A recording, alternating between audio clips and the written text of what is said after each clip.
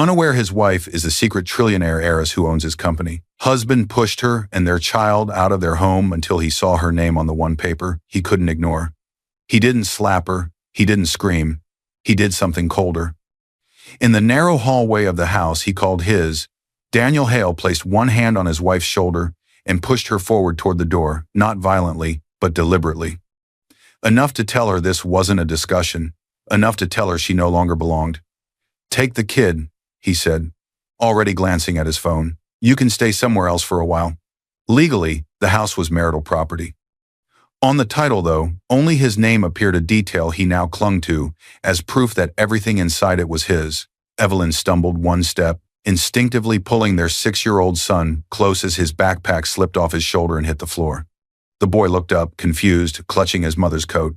"This is our home," Evelyn said, her voice barely steady. Daniel opened the door and pushed again, firmer this time, guiding them out like an inconvenience, not a family. "No," he said flatly. "This is my house. I paid for it." The door closed behind them. No yelling, no witnesses. Just a mother standing in the night with her child in a sleek car parked across the street where another woman sat watching, waiting. Daniel believed that push erased her. He believed the quiet woman he married had nothing left once she stepped outside that door. He believed the company he ran belonged to him alone.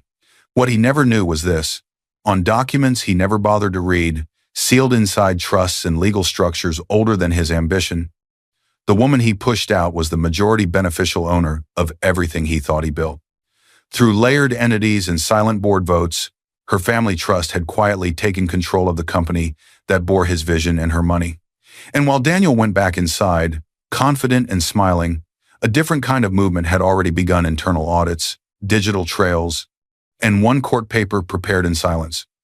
Weeks later, Daniel would sit in a courtroom, flipping casually through documents until his hands froze. Because the name he saw on that page was the same name he had just pushed out of his life. And that was the moment his world collapsed. Dear viewers, before we begin, your support means everything. If you're watching without subscribing, it's like letting Evelyn's voice fade into silence. Subscribe now and tell us where you're watching from. Let's get into the story. The first thing that broke the silence was a soft click. Evelyn Hale froze for half a second, her fingers hovering above a puzzle piece shaped like a small blue whale. Her 6-year-old son, Noah Hale, sat cross-legged across from her on the living room floor, his brows pulled together in deep concentration. He was small for his age, with dark hair that never stayed combed, and eyes that noticed far more than adults like to believe. The click came again, a phone notification. Evelyn didn't look up right away, but she felt it. The shift in the room, the change in air. Her husband, Daniel Hale, 37, founder and CEO of a fast-growing tech company, walked past them toward the kitchen. He didn't glance down, didn't smile at his son, didn't slow his step. His phone buzzed again. Daniel looked at the screen and smiled. Not the tired smile he gave Evelyn at night, not the polite one he used for neighbors. This smile was private, light, alive. Evelyn noticed it. She said nothing. The house around them was quiet, modest, and carefully chosen. 2 bedrooms, neutral walls, second-hand furniture polished until it looked new. No framed awards. No expensive art. Nothing that suggested the woman kneeling on the floor could, if she wished, buy the entire street and the 3 blocks behind it. What no one saw in this small rental neighborhood was that the value she could pull with a single phone call sat beyond what most people could even name. Her late father's network of companies had once managed sums measured in the hundreds of billions. By the time everything was consolidated into a single structure, the assets under that umbrella were whispered about in private circles as trillion-level money. Not her personal cash, but a global financial machine she could quietly direct. "Mom," Noah whispered, fitting the whale into place. "It goes here, right?" Evelyn smiled softly. "Yes, right there." Her voice was calm. It always was. That calm had been learned a long time ago. Evelyn had been 23 when she first understood what silence could protect. She stood in a private office made of glass and quiet power. Men twice her age rose from their seats as she entered, not out of courtesy but obligation. Lawyers, board members, family trustees, all of them waiting. Her father had died 3 weeks earlier. Not poor, not quietly. He had been one of those men whose name most people never heard, but whose decisions quietly shifted markets. The architect behind a web of funds and holding companies that controlled pieces of banks, energy firms, tech giants, never loudly branded, always hidden one layer back. His voice still lived in her memory, steady and firm. If people love your money, they will never love you. He had said it the night before she left for college, placing a thin folder on the table between them. If you ever marry, test the heart, not the hunger. That folder became her life. Inside was the blueprint for a world most people never saw. Hale Holdings, Master Trust. She inherited a fortune measured in numbers most people never say out loud. The wealth wasn't stored in cash or homes. It lived in layered trusts, holding companies, and board-controlled entities designed to protect her from attention and predators. Her name was hidden behind legal walls so thick they required court orders and multiple jurisdictions to penetrate. On public paperwork, all anyone ever saw were institutional names and faceless entities. No Evelyn, no hint that a single person stood at the center. She didn't just inherit money, she inherited control without visibility. A board liaison handled formal votes. Professional trustees signed documents. They all knew who the principal beneficiary was, but no one outside that circle did, and she chose to keep it that way. Daniel Hale entered her life 2 years later, long before the suits, the office, and the applause. He was working out of a shared office space, sleeping 4 hours a night, drinking cheap energy drinks, and talking endlessly about building something honest. Not fast. Not flashy, honest. That word mattered to Evelyn. He talked more about the product than the potential exit, more about the people he wanted to hire than the lifestyle he wanted to buy. When he asked what she did, and she said, consulting strategy for family businesses, he just nodded and moved on. He didn't ask which families. He didn't ask what size. He didn't try to impress her with numbers. When his startup, Nexus Point Technologies, needed capital to survive, Evelyn made a single call from a quiet corner. Her legal team created a venture shell, a standard investment vehicle used by the family office. On paper, it had a forgettable name and a registered address in a city Daniel had never visited. The money moved quietly, cleanly. Hale Holdings sat 2 layers above it, invisible. Daniel saw only a committed institutional investor. He never asked who ultimately owned it. Evelyn took that as a sign. He wasn't chasing her for money. Once, months later, when Nexus Point landed its first major contract, Daniel laughed and said, "Whoever that fund is, they must own half the world." Evelyn smiled. He didn't realize that her family structures held a controlling stake in his company, and that as he raised more capital, her trust kept quietly matching and consolidating until her side was the single largest shareholder. She didn't correct him. The puzzle was nearly finished now. Daniel opened the fridge, poured himself a drink, and leaned against the counter. His phone buzzed again. He typed quickly, his back still turned. Evelyn watched him not with suspicion, but with attention. Love, she believed, meant noticing before accusing. She placed the final piece into the puzzle. Noah clapped quietly. "We did it." "Yes," she said, "we did." That night, after Noah was asleep and Daniel was still on his phone, Evelyn walked into the bedroom alone. She knelt beside the closet and slid open a drawer that stayed locked. Inside was a slim folder. No logos, no colors, just black text. Hale Holdings, Master Trust. After the wedding, the trust's lawyers had quietly updated some of the internal paperwork to reflect her married name. The outside world still saw only corporate entities. Daniel had never seen the master document. He'd never needed to. At least, not yet. Evelyn rested her hand on it. She didn't open it. "I promised myself," she whispered into the quiet room, "I'd never need this." Behind her, down the hall, a phone buzzed again. And this time, Daniel laughed softly. Evelyn closed the drawer. The silence stayed, but it felt different now, like it was waiting for something to break. The sound of applause filled the room, and Daniel Hale stood in the center of it. He straightened his jacket as employees clapped, investors smiled, and cameras flashed. Nexus Point's logo gleamed on the far wall, sleek, modern, expensive. At 37, Daniel looked every bit the successful founder now. The company had outgrown its early struggles. The office was larger, the staff was bigger, the praise was louder, and Daniel drank it in. From the edge of the room stood Lila Monroe, 29, his newly promoted executive assistant. She wasn't clapping the loudest, but she was watching the closest. Tall, sharp-eyed, and always dressed one step more polished than required, Lila had a talent for knowing where power sat before it spoke. When Daniel stepped down from the small stage, she was already there. "That was impressive," she said lightly, handing him a tablet before he even asked. "The board loved you." Daniel smiled. "Of course they did." Lila laughed, not too loud, just enough. As they walked, she leaned in slightly, her fingers brushing his arm as if by accident. Daniel didn't pull away. He barely noticed the touch, but his body remembered it. Across the glass wall of the conference room, no one questioned the closeness. Founders were allowed personal gravity. The more successful he became, the more forgiveness people offered his behavior. At the office, everyone knew Nexus Point had a major institutional backer. They didn't know that the quiet board representative, who rarely appeared in person, answered directly to Evelyn's family trust. Daniel treated that investor as a faceless force, useful but distant. At home, the change showed differently. Evelyn noticed it first in the quiet spaces. Daniel stopped asking how her day went, stopped sitting on the floor with Noah, stopped sharing his calendar the way he used to when everything was chaotic and small. They had once used a shared family email and calendar to juggle early meetings and babysitting. Now, most invites went only to his work account, an account Lila managed. When Evelyn asked about a late meeting, Daniel waved it off. Just work stuff. When she mentioned a dinner she thought they'd planned, he frowned. "I never confirmed that." The shared calendar stopped updating. Invitations no longer came.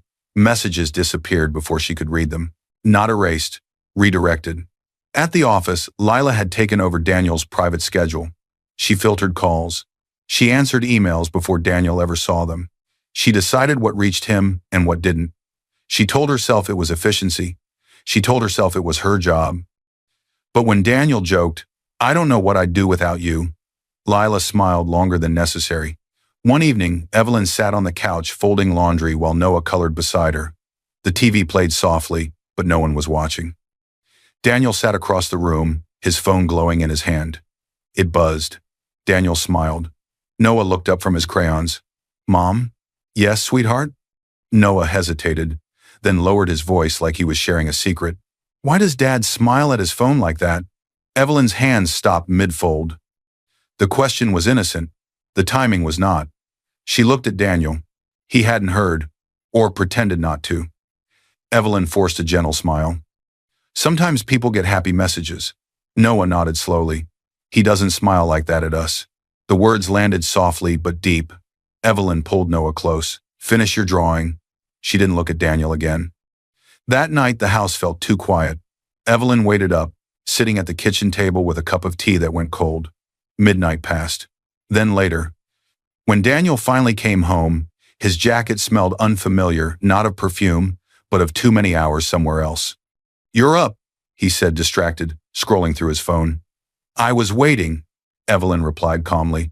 "For what? For you." Daniel sighed, not angrily but impatiently, like the question cost him something. Evelyn studied his face. The man she married was still there but slightly out of focus, like a photo that had been handled too many times. She chose her words carefully. "Are you happy?" Daniel didn't look up. "You worry too much," he said. "Everything's fine." He walked past her toward the bedroom, already typing. Evelyn stayed where she was. Silence returned, but it wasn't peaceful anymore. It was crowded with things unsaid. Across town, Lila Monroe sat alone in her apartment, laptop open, phone in hand. She reread the message she was about to send. Not romantic, not obvious, just dangerous enough. Her thumb hovered.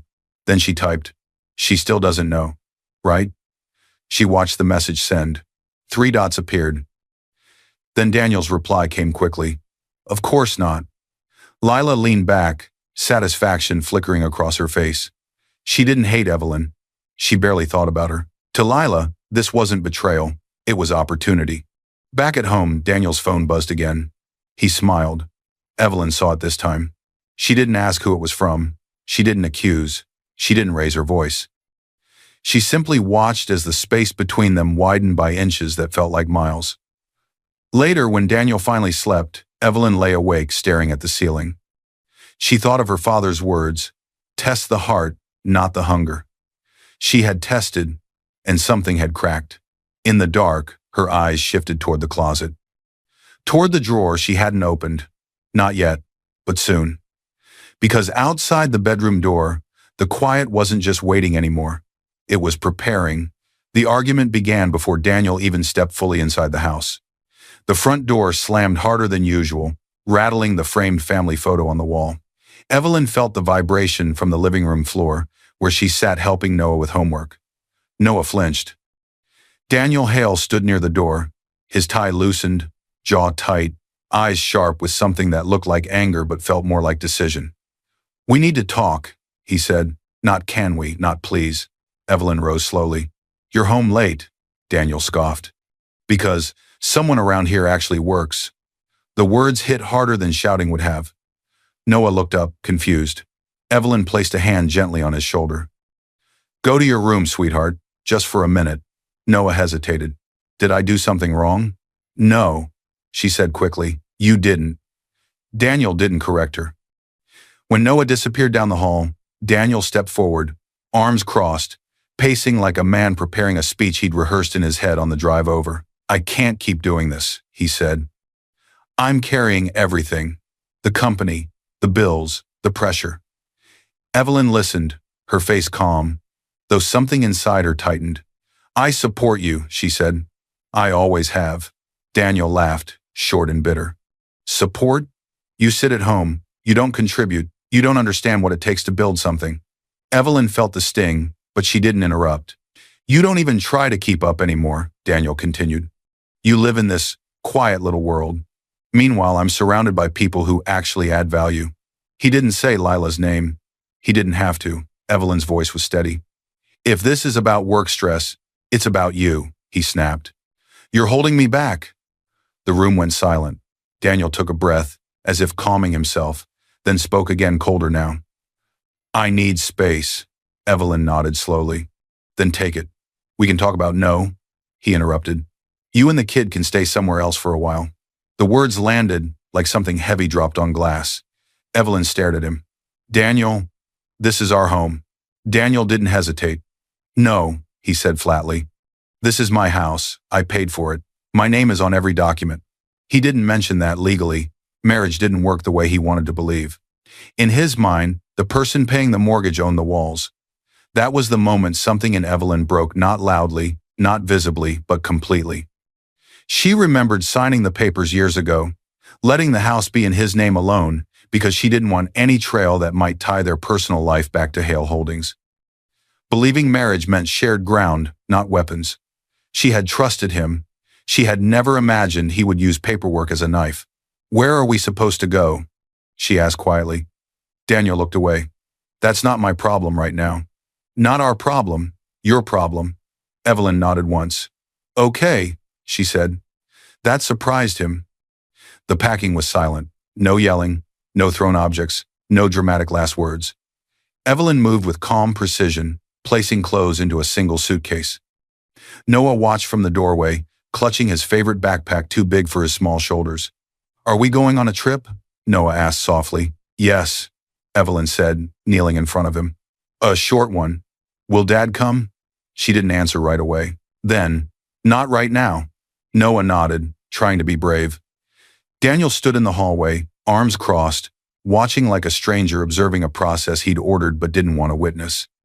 When Evelyn zipped the suitcase, Daniel checked his phone. A message lit up the screen. He smiled. Evelyn saw it. She said nothing. At the door, she paused.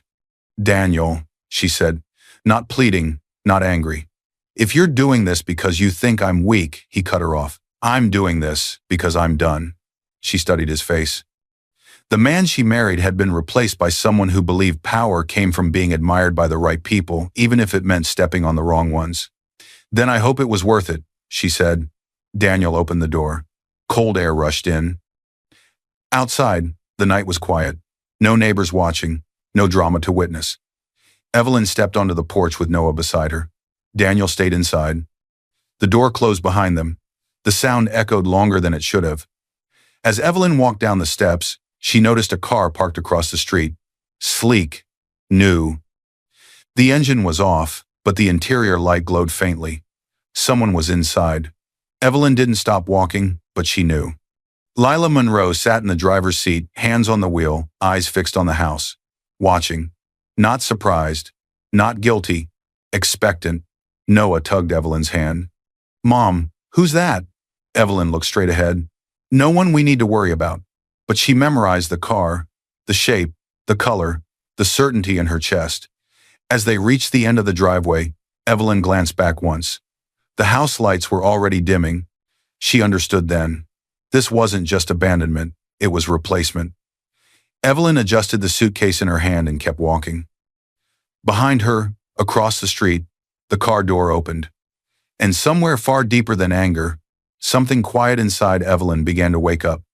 Something patient, something prepared, and it knew exactly where to begin. The first thing Evelyn felt in the new place was the door locking behind her. The sound was sharp, final. It echoed through the narrow hallway of the furnished rental and settled deep in her chest. She stood still for a moment, Noah's small hand wrapped tightly in hers, her suitcase resting against her leg like it was catching its breath too. This place was quiet. Too quiet, no laughter from the next room, no footsteps overhead, no voice reminding her of what she had just lost. But it was safe. The apartment was small, clean, and temporarily arranged with a single call to the family office. A corporate lease had been signed electronically in her married name before she even reached the neighborhood. The keys waited in a lockbox. No front desk. No questions. Evelyn exhaled for the first time since the door had closed behind them at the house. Noah looked around, taking it all in with the seriousness only children carry in moments like this. "Is this our new home?" he asked. "For now," Evelyn said gently. She set the suitcase down and knelt in front of him. Noah's backpack slipped off one shoulder, nearly pulling him sideways. He frowned. "Did we do something wrong?" The question pierced her deeper than Daniel's words ever could. Evelyn placed both hands on Noah's arms and met his eyes. "No, we didn't do anything wrong." He waited. "We just learned something important," she said. "And sometimes learning means moving." Noah nodded slowly, not fully understanding but trusting her anyway. That trust steadied her. That night, after Noah finally fell asleep on the unfamiliar bed, Evelyn sat alone at the small kitchen table. The apartment hummed softly, every sound amplified by newness. The stillness pressed in, but it no longer felt empty. It felt focused. Evelyn reached for her phone. Her hands were steady. She made the first call. The man on the other end answered on the first ring. He had known her since she was a teenager, back when her last name opened doors quietly instead of loudly. "I need legal counsel," Evelyn said. Immediately. There was no surprise in his voice. "Understood.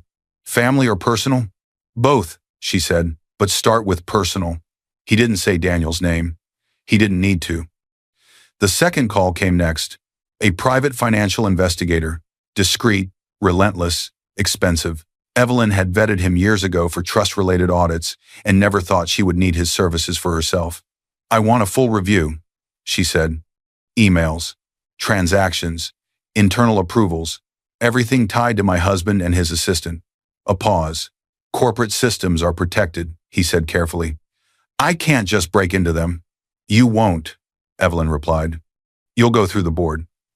She gave him a reference code only a handful of people in the world recognized, an internal control clause tied to Hale Holdings' position as Nexus Point's majority investor. "With that," she continued, "you'll request an internal compliance audit on behalf of the primary stakeholder, forensic review. Full cooperation from their IT and finance teams. No one needs my name to do it." Understanding flickered in his silence. "Anyone specific?" he asked at last. Evelyn didn't hesitate. "Lila Monroe, executive assistant, and my husband." The investigator exhaled slowly. "That will take some time. And it won't stay quiet inside the company." "That's fine," Evelyn replied. "Just don't miss anything." The third call was the hardest. Not because of fear, but because it meant crossing a line she had promised herself she wouldn't. She dialed a secure number. A familiar voice answered.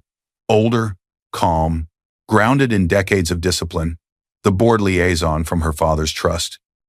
"I never wanted to make this call," Evelyn said. "You wouldn't be calling if it wasn't necessary," the man replied. "What do you need?" Evelyn closed her eyes. I need you to prepare the ownership documents, she said. Not for public release. Not yet. I just need them ready and verified for court. Silence. Then, carefully, has something happened? Yes, Evelyn said, but I intend to handle it properly. The liaison didn't ask for details. He only said, I'll be ready. The following days passed quietly, too quietly for someone who had just been pushed out of her home. Evelyn cooked simple meals. She walked Noah to a nearby park. She smiled when he smiled. She answered his questions without letting her anger leak into her voice. She waited. Then the investigator called back. His voice was measured but tight. The board-approved audit opened the door, he said. We pulled emails from the company servers. Finance exported the ledgers. There are irregular transfers. Evelyn listened, her expression unreadable. How bad? She asked. Small at first, he said, then larger. Always approved under your husband's credentials. And the funds lead to accounts connected to Lila Monroe, he continued. There are also expense reports coded as business that clearly aren't. Hotels, gifts, travel that doesn't match any client record. Evelyn closed her eyes. So it's worse than I thought, she said. Yes, the investigator replied, but it's traceable and lawfully documented. The board has copies. Your attorney will too. When the call ended, Evelyn remained still, the weight of confirmation settling over her. This wasn't just betrayal, it was exposure. That night, Evelyn sat beside Noah as he slept, watching his chest rise and fall. Her phone vibrated, a message from Daniel. File the divorce. I already moved on. The words were blunt, efficient, final. Evelyn stared at the screen for a long moment. Then she turned it face down. No, she whispered, so softly only the walls could hear. You already did. She reached for the bedside drawer and rested her hand on it. Inside, the slim folder waited. Not opened, not yet. Outside, the world kept moving, unaware that something silent had begun to turn.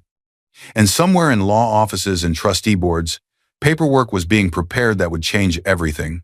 Evelyn lay down beside her son, eyes open, mind sharp. The storm hadn't arrived, but the ground beneath it was already shifting.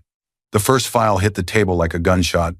Evelyn didn't flinch, but everyone else in the room did. The private financial investigator stood across from her, sleeves rolled up, eyes tired but sharp. The small conference room was plain, chosen on purpose. No windows. No distractions. Just truth, laid out piece by piece. This is everything the internal audit pulled so far, he said, approved by the board's representative. And it's not good. He opened the folder. Emails appeared first, deleted ones, recovered ones. Messages Daniel believed were gone forever, still sitting on company backup servers that now, by board order, belonged to this investigation. Evelyn scanned them silently. Her face didn't change, but something deep inside her hardened. There were conversations between Daniel and Lila that had nothing to do with work schedules. Complaints about Evelyn, jokes at her expense, decisions made behind her back. The investigator slid another document forward. Expense reports, he said, approved by Daniel. Some falsified, some disguised. Evelyn's eyes moved line by line. Hotel charges listed as client meetings. Luxury purchases labeled office equipment. Travel reimbursements that matched no business calendar. And then this one matters, the investigator added. A promotion notice. Lila Monroe promoted to a strategic operations role. No formal job description. No board approval. No standard compensation review. Just Daniel's digital signature and a salary adjustment that outpaced similar roles by a wide margin. Evelyn looked up. That position doesn't exist in the original structure. It didn't, the investigator replied, until Daniel created it with a backdated memo. There's also a bonus pool he diverted discretionary funds into. Most of it went to her. The noose tightened. Across town, Lila Monroe stood in front of a mirror, adjusting her jacket. She smiled at her reflection. Everything still looked like it was going according to plan. Daniel had moved Evelyn out. The house was quiet now. His attention belonged to Lila more openly, more recklessly. She could feel the shift, the confidence. You don't have to hide anymore, she told him later that night, running her fingers lightly along his arm. Once the divorce is final, we can be public. Daniel nodded, distracted, already imagining his future. But Lila wasn't reckless. Behind her smile, she was careful. When Daniel left the room, she opened her laptop. She saved emails, downloaded attachments, copied expense approvals with his name on them. Messages where he instructed her to reroute funds or put it under client development, no one checks those lines. She didn't do it out of guilt. She did it because she understood power. And she knew when a man burned bridges too fast, someone always fell with him. She had no intention of being the one underneath. Back in the quiet conference room, the investigator reached the final section. Company funds, he said, used for personal property, nothing subtle. He paused. All tied to Daniel's sign-offs. The audit logs show he overrode finance flags more than once. Evelyn leaned back slowly. So if this goes public, she said, he doesn't just lose his reputation. No, the investigator replied. He loses credibility with regulators, the board, and the court. There's enough here for a formal complaint. Evelyn nodded once. Good. That afternoon, she made another call. Her attorney arrived an hour later. He was older, composed, and spoke only when necessary. He laid out documents with careful precision. Divorce petition, he said, citing abandonment and financial misconduct. The timing of him pushing you out with your child, combined with these records, strengthens your position. Evelyn read it without hesitation. Custody request, he continued, primary. Based on stability, his admitted abandonment in messages, and the pattern of misuse of corporate funds, she signed. Then he reached for a separate folder, thinner. He hesitated before opening it. This, he said carefully, changes the nature of everything. Inside were documents Evelyn had not touched in years. Ownership structures, trust disclosures, board authority summaries, all connected to one entity, Hale Holdings, Master Trust. The attorney studied her face. If this goes to court, he said quietly, your husband won't just lose his marriage. Evelyn finished the sentence without raising her voice. He'll lose his company. The attorney nodded. Completely. The board liaison has confirmed. Your trust holds a controlling stake, with authority to initiate leadership changes if necessary. Once we attach this to the divorce proceedings, it becomes part of the record. Silence filled the room. Not fear, not regret, resolution. Later that evening, Evelyn sat alone at the Reynolds' small dining table. Noah was asleep in the other room, clutching a stuffed animal he'd carried since he was 3. She stared at the stack of papers in front of her. So many years of restraint, so much silence. She hadn't hidden her identity out of shame, she had hidden it out of belief. Belief that love didn't need leverage, that marriage didn't require proof. She exhaled slowly. That belief was gone. Her phone buzzed. A message from an unknown number. Just one line. I don't know what he told you, but I'm not the villain here. It didn't say who it was. It didn't have to. The timing, the wording, the avoidance of her name, Lila. Evelyn didn't respond. She didn't need to. Everyone reveals themselves eventually. The next morning, she sat across from her attorney again. He slid one final document across the table. It was heavier than the rest. Not in weight, but in consequence. At the top, stamped and sealed, majority shareholder disclosure court-sealed Evelyn's name was printed clearly. Fully spelled, legally undeniable. Not as wife, not as dependent. As the beneficial owner behind Hale Holdings' controlling stake in Nexus Point, the attorney watched her closely. Once this is lodged with the court, he said quietly, and unsealed for the judge, there's no going back. Daniel will see exactly who has held the power this entire time. Evelyn placed her hand on the paper. Her voice was calm. There was no going back the moment he pushed my child out of his home. She stood. The document remained on the table, waiting. And somewhere across town, Daniel Hale was still smiling at his phone, unaware that the ground beneath him had already begun to disappear. The envelope hit Daniel Hale's desk in front of everyone. Not slid, not handed gently, placed firm and unmistakable. The conference room went quiet. Senior managers sat frozen mid-discussion, laptops open, pens hovering. Daniel looked up, irritated, ready to dismiss whoever had interrupted him. A court officer stood there instead. Daniel Hale, the man said evenly, you've been served. The room seemed to shrink. Daniel scoffed and leaned back in his chair. You're doing this here? The officer didn't answer. He simply turned and walked out. Daniel picked up the envelope slowly, eyes scanning the bold heading. Petition for dissolution of marriage. A few people exchanged glances. Someone cleared their throat. Daniel laughed. Loud, dismissive. Well, he said, waving the papers, guess that's settled. He didn't read further. He tossed the envelope onto the table like it was nothing more than a bad joke and forced the meeting forward. Slides resumed. Numbers flickered on the screen. His voice sounded almost normal, but the room never fully recovered. Later, alone in his office with the door closed, Daniel finally opened the envelope properly. He skimmed the first pages. The language was sharp, precise, legal.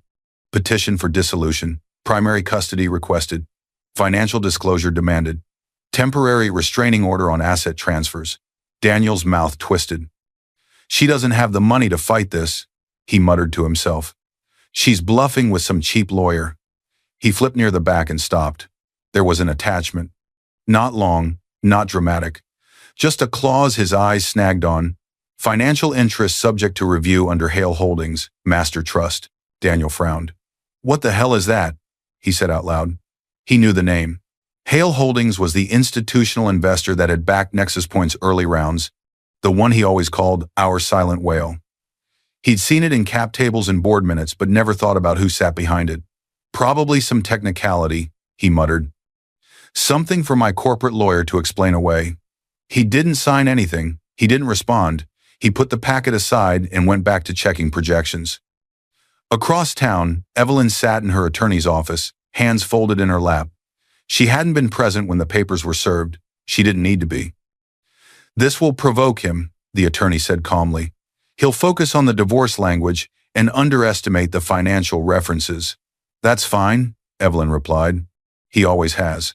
She thought of Noah, adjusting to a new routine without complaint. Stability mattered now. Control mattered more. On the desk between them lay 2 stacks of documents. The divorce petition, already filed.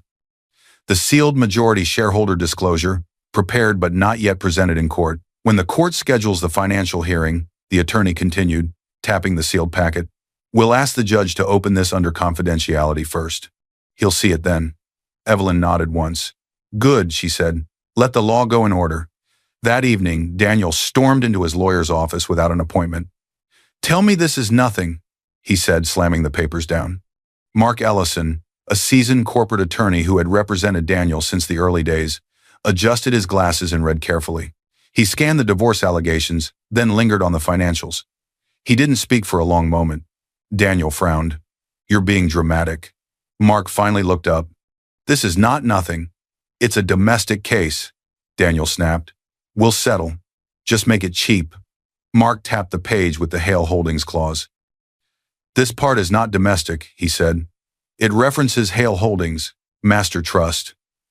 That name doesn't show up in standard divorce forms by accident. Daniel waved it off.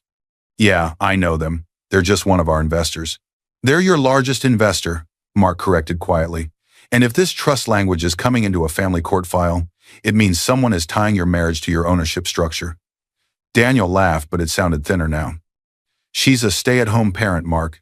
She doesn't own anything. Mark didn't smile. The clause doesn't name her, he said. It names the trust. I need to confirm who holds beneficial control and what rights they have. Fine, Daniel shrugged. Do your job. As he reached the door, Mark added quietly, until I confirm, don't move any assets. No large transfers. No sudden sales. If this escalates, everything becomes visible to the court, to regulators, and to your board. Daniel paused. You're overreacting. Maybe, Mark said. But freezing is cheaper than being accused of hiding money, Daniel scoffed. You worry too much. He left, already rehearsing his version of the story in his head. That night, Daniel poured himself a drink in the quiet house. The silence felt different now. Not empty. Exposed. His phone buzzed. Lila's name lit up the screen. Are you okay? He smiled and typed back. Of course, it's just paperwork, she replied quickly. Be careful. Paperwork is how people lose things. For the first time, a small thread of unease tugged at him. Across the city, Evelyn tucked Noah into bed. He looked up at her. Are we going back home soon? Evelyn brushed his hair gently. We're building a better one. She turned off the light and stood alone in the doorway for a moment. Her phone buzzed. A message from her attorney. Ownership verification from the trust will be ready for the hearing.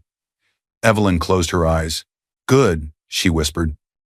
She walked back to the small dining table where the sealed document still waited like a quiet promise. Outside, the world went on as usual. Inside court systems and boardrooms, quiet mechanisms were already turning. And Daniel Hale, still convinced he was untouchable, had no idea that the next paper placed in front of him would be the one he could no longer ignore. Lila Monroe knew something was wrong the moment she opened the copy of the court filing Daniel had left on his desk. He'd stormed out of his office to shout at someone in finance, leaving the papers half open. Lila's job had always included keeping his life organized. She told herself she was just checking what chaos she'd need to manage. Her hands trembled not from shock, but from recognition. She sat in her apartment later that night, laptop glowing in the dark, rereading the legal language she'd quietly scanned and then downloaded from the court's online system. This wasn't a dramatic threat. This wasn't emotional posturing. This was careful, surgical, written by someone who knew exactly where to strike. Words like full financial disclosure, temporary restraint on asset transfers, and trust-linked interests involving Hale Holdings. Master Trust stared back at her. This wasn't just a divorce. This was a fuse. Lila leaned back slowly, confidence draining with every line. She thought of Evelyn Hale, not angry, not loud, not desperate, just calm, always calm. That calm suddenly felt dangerous. Lila had entered Daniel's life believing she understood power. She was 29, ambitious, and smart enough to know when a man was rising and when to attach herself to that rise. Daniel had been easy, too easy. Flattered by attention, hungry for admiration, grateful for someone who made his life simpler. When Evelyn disappeared from the house, Lila thought she had won. Now, staring at the filings, Lila realized she had misjudged the woman she replaced. Evelyn wasn't weak, she was quiet. And quiet people didn't fight without preparation. The next morning, Lila arrived at the office early, too early. She watched executives walk past her desk with tight expressions. Whispers traveled faster than emails now. People sensed instability before it was announced. Daniel wasn't in yet. Lila logged into her computer and began copying files. Not randomly, carefully. Emails between her and Daniel. Voice notes he'd sent late at night. Expense approvals with his signature, but her account listed. Messages where he told her to just reclassify it or put that through under client development. No one checks that line. She saved everything to an encrypted flash drive. Then she opened a secure browser and searched for a name she had heard in the halls recently. The external investigator hired for the board review. She had overheard Daniel complain about some guy digging around because the investors are nervous. That was enough. The meeting took place in a neutral location. No logos, no windows, no names beyond first ones. The investigator studied Lila across the table. He saw fear but also calculation. "You're not here to apologize," he said. Lila swallowed. "No. Then why are you here?" She slid the flash drive across the table. "I know how this ends," she said quietly. "I just don't want to be crushed with him." The investigator didn't touch the drive yet. "What's on it?" "Emails," she said. "Approvals, messages, proof that he directed transactions and used company money for personal things. Most of it has his name on it, not mine." "And what do you want in return?" he asked. Lila met his eyes. "I want it on record that I cooperated," she said. "If this goes to regulators, if there are charges, I want them to see that I didn't hide anything. I won't lie to protect him." The investigator leaned back. "That's not immunity," he said. "I know," Lila replied. "But it's better than pretending I didn't know anything until it's too late." He studied her for a moment, then picked up the drive. Later that evening, Evelyn received the call. She listened without interrupting, her expression unreadable. "Lila Monroe wants to cooperate," the investigator said. She provided extensive evidence. "She confirms your husband directed the transfers and created her inflated role." Evelyn paused. "Why?" she asked. "Self-preservation," he replied. "Not remorse." Evelyn nodded slowly. "Tell her this," Evelyn said. "Tell the truth, fully. The law will decide the rest. No threats, no bargaining, just reality." The investigator hesitated. "You understand she helped him hurt you." Evelyn's voice remained steady. "And now she's helping the truth hurt him. That's enough for me." The next morning, Lila submitted her resignation. No farewell email, no explanation, no transition period. By noon, her corporate access was revoked. Her badge stopped working. Her name vanished from internal directories. She packed her desk quickly, aware of eyes watching from behind glass walls. Some curious, some relieved, some calculating their own distance from Daniel. She didn't look back. Daniel found out last. He arrived at the office furious, already irritated by unanswered calls. He stormed through the lobby, expecting Lila to appear with explanations and a coffee in hand. She didn't. Her desk was empty, clean, as if she had never been there. Daniel grabbed the nearest assistant. "Where's Lila?" The assistant hesitated. "She resigned. Effective immediately." Daniel's face hardened. "That's impossible." "She turned in her badge this morning," the assistant added. IT removed her access. HR said she left her resignation letter on their desk. Daniel stood still. For the first time since the divorce filing, something cold slid down his spine. He pulled out his phone and called Lila, straight to voicemail. He called again. Nothing. Across the city, Evelyn sat quietly at the dining table, Noah coloring beside her. Her phone buzzed. A message from the investigator. "She gave us everything." Evelyn closed her eyes for a brief moment. Not in relief, in acceptance. She looked at her son, smiling softly at his drawing, unaware of how close the storm now was. Evelyn reached for her tea, hands steady. Somewhere, Daniel Hale was beginning to realize that the people he relied on most were gone. And very soon, the truth he had ignored would be placed in front of him, not as accusation, but as fact. The room went quiet before anyone was told to be quiet. Not the nervous kind, not the respectful kind, the heavy kind. Daniel Hale sat at one table with his attorney, Mark. His shoulders were squared, hands folded, confidence carefully reconstructed after weeks of strain. His suit was tailored, his expression controlled. Across the aisle, Evelyn Hale sat beside her attorney. She did not look at Daniel. She did not need to. The judge entered. Everyone stood. Everyone sat. Paper rustled. Silence returned. This was the first formal financial hearing in their divorce case. On the docket, it looked routine. To everyone actually in the room, it was anything but. The judge adjusted her glasses and looked down at the file. "This court will now address financial disclosures relevant to the dissolution petition and related corporate interests," she said calmly. Daniel leaned back slightly. Routine, he told himself. He had faced worse in investor updates. The judge nodded to the clerk. "Clerk, please distribute the sealed ownership disclosures for review." The clerk stood and began placing documents on both tables. Daniel accepted his copy without looking up. He recognized the line at the top. UN sealed for court review, only another form. Another distraction. He flipped the first page, then the second. Still casual. Still relaxed. Until his fingers froze. His eyes locked onto a line he had never seen before. Then another. Then a name. Evelyn Hale printed clearly. Not as spouse. Not as beneficiary. Not as witness. But as majority beneficial owner controlling interest holder via Hale Holdings, Master Trust. Authorized voting authority over Nexus Point Technologies, Incorporated. Daniel's breath caught in his throat. The room didn't move. It didn't need to. He flipped the page again, faster now, scanning as if the words might change if he read them differently. They didn't. The corporate records attached from Hale Holdings board liaison confirmed it. The trust that had funded his company, his silent whale, was not just a big investor. It was hers. His hands began to shake. Across the aisle, Evelyn finally lifted her eyes. This was the first time she had looked at him since the night he pushed her and their child out of the house. Her face held no anger, no satisfaction, just certainty. Daniel looked at her like he was seeing her for the first time. Not the quiet woman who folded laundry. Not the patient wife who listened. Not the mother he had dismissed, but the person he had never bothered to ask about. The person who owned everything he thought was his. Mark leaned in close, his voice barely audible. "Daniel, we need to request a recess." Daniel didn't respond. The judge watched him carefully.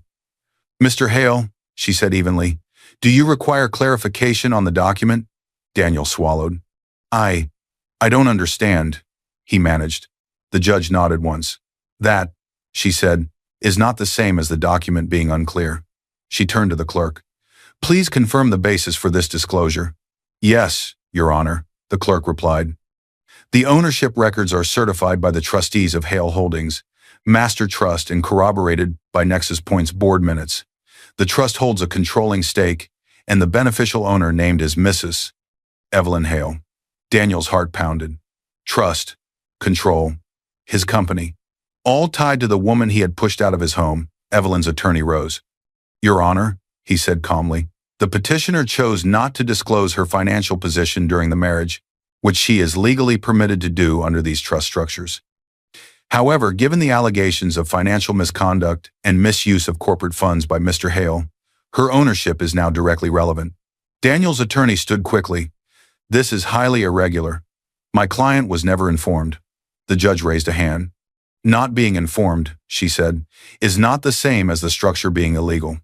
She looked back at Daniel. Mr. Hale, she asked, her voice firm but not unkind. Were you aware that your company's majority investor was a trust controlled by your spouse? The question hung in the air. Every eye turned toward him. Daniel opened his mouth. No words came out. He closed it again. Nothing. For the first time in his life, confidence failed him completely. Silence answered for him. Evelyn exhaled slowly. Not in relief, in release. Years of restraint, years of choosing love over leverage. All of it had led here not to revenge, but to truth. The judge made a note. Let the record reflect, she said, that Mr. Hale was not aware of his spouse's controlling ownership interest. She paused. And let the record further reflect that this does not alter the validity of that ownership. Daniel's phone buzzed in his pocket. He didn't check it. He couldn't. Because the ground beneath him, the company, the identity, the power had already cracked. And as the judge turned to the next issue on the docket, financial restraints and referrals, the man who thought he owned everything finally understood. He had never even read the fine print. The gavel didn't need to be loud to destroy him. It came down once, sharp, final. Daniel Hale felt the sound more than he heard it. It traveled through the table, through the chair, straight into his chest. For a brief moment, the room spun not because the judge was speaking too fast, but because his world was falling apart faster than his mind could keep up. The judge's voice was calm, almost gentle, as she delivered the sequence that would undo him. Based on the evidence presented, this court grants the petition for dissolution of marriage. Daniel's hands clenched. Primary physical custody of the minor child is awarded to the petitioner, Mrs. Evelyn Hale. Mr. Hale is granted scheduled visitation, as outlined in the parenting plan. His throat tightened. The court further issues a protective order over all marital assets and Mr. Braun, Hale's personal holdings in Nexus Point Technologies. No sale, transfer, or encumbrance may occur without court approval. Mark Ellison, his attorney, lowered his eyes. Finally, the judge continued. Given the documented misuse of corporate funds and the corroborating testimony provided through the board-authorized audit, this court is referring the financial evidence to the appropriate regulatory and prosecutorial authorities for review. Silence followed, not shock, not outrage. Just the quiet recognition that nothing in that room could undo what had been said. Across the aisle, Evelyn closed her eyes briefly. Not in victory, in completion. She felt Noah's future settle into place, stable, protected, shielded from the damage his father had created. When she opened her eyes, the judge was already moving on, paperwork being signed, records updated. The process continued without ceremony because justice didn't need drama to be devastating. The board meeting happened that same afternoon. No speeches, no inspirational slides, just an agenda item. The Hale Holdings representative joined via secure video. With the majority stake now openly tied to Evelyn, no one in the room misunderstood whose wishes were being expressed when the representative spoke. A motion was read. To suspend Daniel Hale as CEO of Nexus Point Technologies, effective immediately, pending the outcome of the financial investigation, and to remove him from all operational authority. No debate, no defenses, hands raised, unanimous. By the time Daniel returned to the building, his access card still opened the lobby turnstiles but failed at the executive floor. Security met him there. Mr. Hale, one of them said, not unkindly, we've been instructed to escort you to HR. He was given a formal letter outlining his suspension and board decision. His laptop was taken, his corporate email access cut, his office door badge deactivated. Colleagues avoided his eyes, some out of fear, some out of relief. some out of shame for not being surprised. By evening, the story had leaked. Headlines spread quickly through industry news and social media. Founder suspended amid financial probe, majority owner revealed as estranged spouse, board moves to stabilize Nexus Point after internal audit. The man who claimed to have built everything now had nothing solid to stand on. Daniel wandered through the city like a ghost. Every place he once felt respected now felt hostile. His phone buzzed endlessly, messages from reporters, calls from people pretending to care, silence from those who once promised loyalty. Lila never called. Mark sent a single text. Given today's developments and the criminal referral, I can no longer represent you. I recommend independent counsel, experience in white-collar defense. Daniel stared at the message until the screen dimmed. Outside the courthouse, earlier that day, Evelyn had stepped into the late afternoon light. The air had felt different, lighter. Like something heavy had finally been lifted from above her, not from her. Daniel had seen her and rushed forward, his composure finally cracked. Evelyn, wait. She had stopped. He had stood there, suit wrinkled, eyes red, pride stripped bare. Why didn't you tell me? He asked, voice breaking. Why didn't you ever say who you were? For a moment, the past had hovered between them. Years of dinners, conversations, choices. Evelyn looked at him not with anger, not with satisfaction, with clarity. You never asked who I was, she said quietly. You only cared who you thought you were. Daniel swallowed hard. I didn't mean. She raised a hand gently. It doesn't matter what you meant, she said. It matters what you did. She turned and walked away. Daniel stood frozen as she disappeared into the crowd. That night, Evelyn returned to the small rental home. Noah ran to her, smiling wide. Did we win? Evelyn knelt and hugged him tightly. We're safe, she said. That's what matters. As Noah laughed and pulled her toward the kitchen to show her a drawing he'd made, Evelyn glanced back once at the door. At the quiet space where fear used to live, it was gone. But something else was coming. Something final.